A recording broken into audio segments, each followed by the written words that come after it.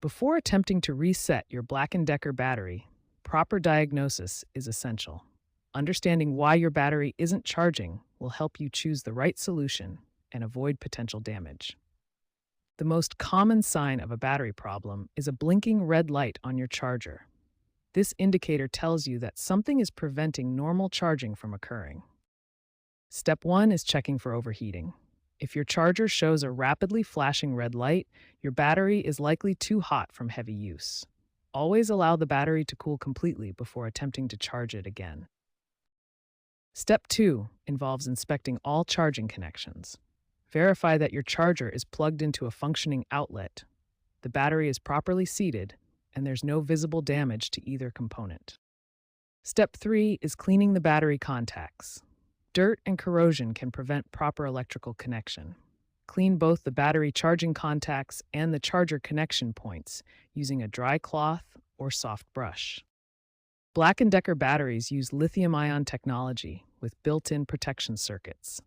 These safety features prevent charging when the battery is deeply discharged, exposed to extreme temperatures, or has internal damage detected. Once you've completed the diagnostic steps and confirmed there's no physical damage with clean contacts, your battery may simply need a reset to bypass the protection circuits and restore normal charging function. The most effective way to reset a dead Black & Decker battery is the jump start method. This technique uses a fully charged battery to provide just enough power to wake up the dead battery's protection circuit. The key is using a battery with similar voltage, typically 18 or 20 volts. You can even use a battery from another brand, like DeWalt, as long as the voltage matches. The connection procedure is critical for safety. Connect positive terminal to positive terminal and negative terminal to negative terminal. Never cross the connections, as this can damage both batteries. Maintain the connection for exactly 15 seconds.